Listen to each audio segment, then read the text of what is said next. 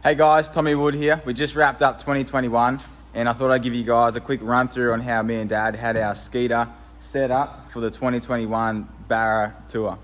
So ever since we've had Garmin for about the last 3 years, we've chopped and changed with different sounders and having them in different positions on the boat.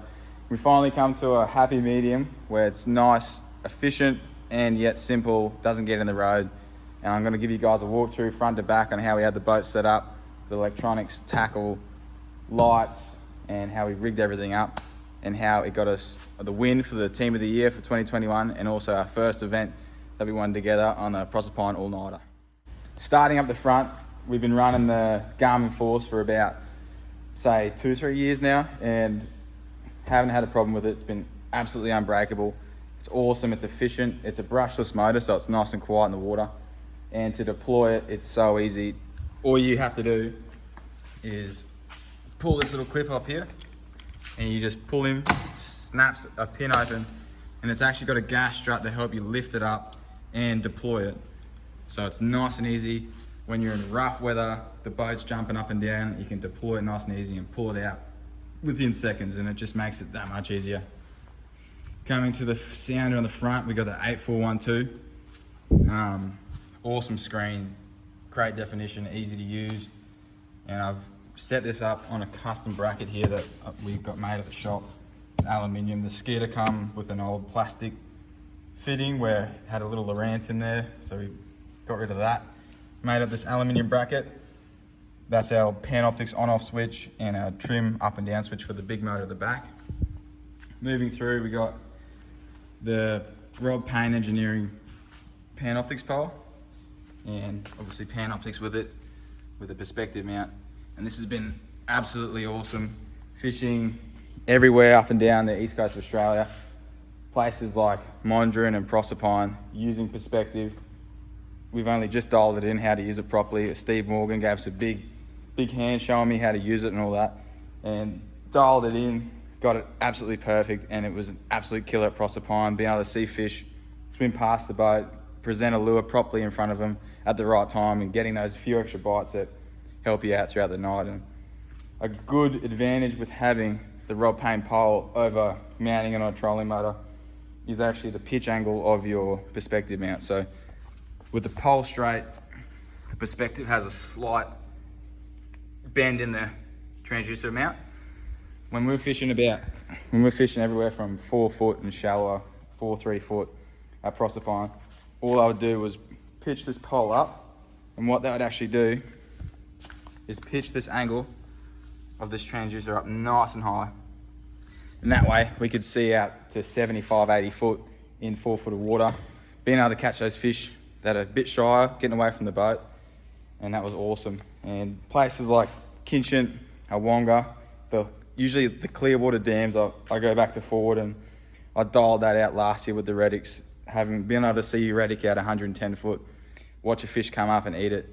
It was just absolutely awesome and never gets old. It's so cool watching them eat it on live. And moving down the boat, we've got a Hydra Wave, and Steve Morgan hooked us up with that.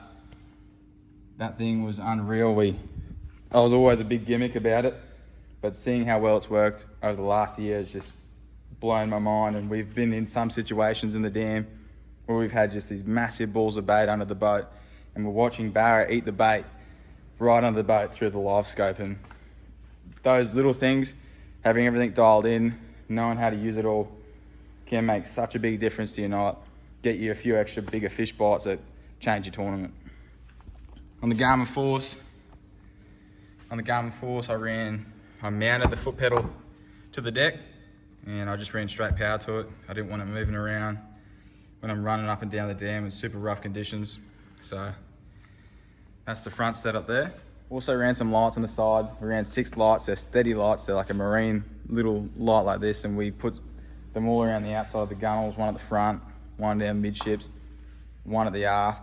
And at night, it was awesome. We could just turn them all on. The guys at the tour thought it was pretty funny because it looks like a bit of a UFO at night, but it's awesome in the trees when you're fighting a fish or driving through. You can just turn them on, see everything, and it just helps out so much. So they're just a little steady light.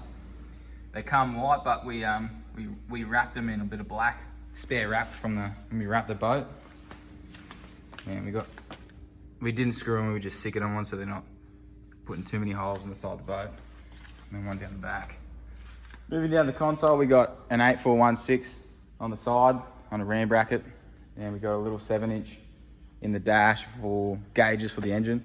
And this 8416 is unreal. We fitted one to a boat and me and Dad were like, we got to get one of these. And it's so good at night when you're standing out the back of the boat. You can see it so clearly. You can see your lure on the screen nice and easy on the live scope. So that was big help having the 16 there. We actually started running the 16 on the inside of the dash and had a 12 outside here, but there was just too much mess going on when you're fighting fish. Trying to be efficient around the boat, there's just too much going on. So we ended up keeping it simple, just put it on the side, out of the road. We can still see it easy and made a big difference. And got a little Fusion stereo in there, just for all those long nights and pre-fish when you need a bit of extra motivation. We fully rewired the boat. Dad got that custom stainless steel switch panel made up. Actually says Skeeter on it and Barramundi.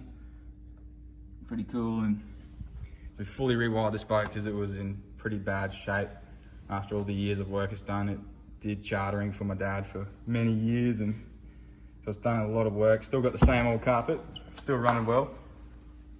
Got a heap of tackle in here, I'll show you guys that soon. These are the Barra bins, also known as live wells, but we use them as a bin and put your rag mat in there. On the back, we got another Panoptix pole. This was awesome. Throughout the nights, I could be at the front and Dad could be at the back, and we could both be targeting two separate areas of fish. And sometimes they'll be starting to bite the front and Dad would get a bite down the back.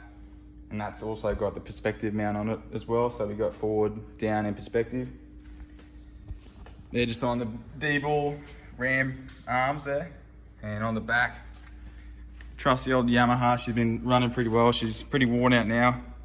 Got Dan from Deepwater Marine. He's been helping us out heaps with a few issues going on with bushes and bolts coming missing. This bolt come loose in the trim assembly, and so she's still running well, does the job, so I'm gonna keep her going. On the back, we've got a GT56 and a GT54. These read awesome at speed. I can read on the plane, and we've changed over the brackets to stainless steel brackets because when we hit trees, I've kept the brackets quite loose, so when we hit a tree, it just folds up rather than snapping the plastic brackets, because I went through a few of them. So they're nice and easy. You can move it up and down, get them out of the road, and yeah, I'll give you a run through the tackle. So up here, got the Esky life jackets and any ankle lights we need in there.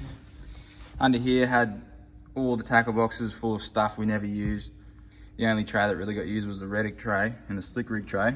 So that's all that really mattered. Got a hook tray, went through a lot of hooks on the tournament. A lot of swim baits in there as well. They don't usually get a bite. And a rod locker. We just shove all the rods in there that we don't use. And we took out the rod tubes and just put the rods in the sleeves, and it makes it a lot easier getting them in and out. You can fit a lot more in there. Coming down the back, I just got these awesome little trays. These are Wilson trays, and just put all our plastics and vibes. The Samaki vibes actually fit really well on the Wilson trays, believe it or not. And you can just load them up and stack them up real nice, so they're always in the packet. They always stay good. So both sides we got heaps of trays set up with plastics, and the Versus trays, we got these set up for all our slick rigs.